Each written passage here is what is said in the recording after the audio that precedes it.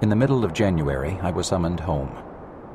The day before my departure, visiting the spots which had been hallowed by the vision, I found that the spring had a frozen bosom and nothing but the snow and the glare of winter sunshine on the hill of the rainbow.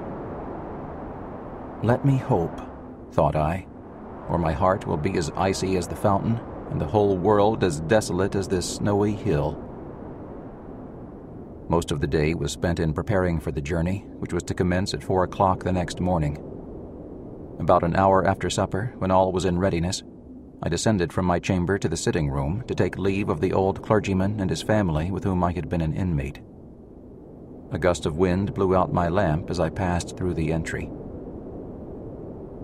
According to their invariable custom, so pleasant a one when the fire blazes cheerfully, the family were sitting in the parlor with no other light than what came from the hearth.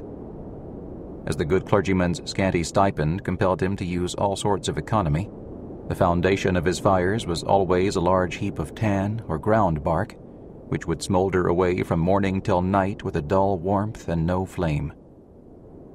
This evening the heap of tan was newly put on and surmounted with 3 sticks of red oak full of moisture and a few pieces of dry pine that had not yet kindled. There was no light except the little that came sullenly from 2 half-burnt brands, without even glimmering on the andirons.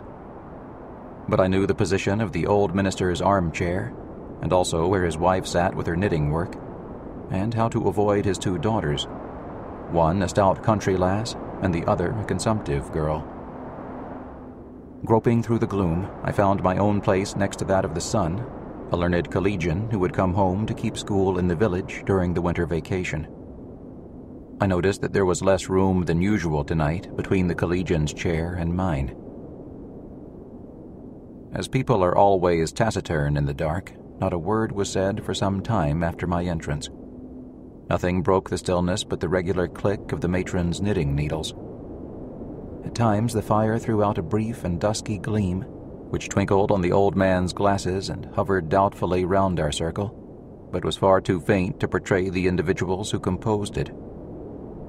Were we not like ghosts? Dreamy as the scene was, might it not be a type of the mode in which departed people who had known and loved each other here would hold communion in eternity? We were aware of each other's presence, not by sight, nor sound, nor touch, but by an inward consciousness. Would it not be so among the dead?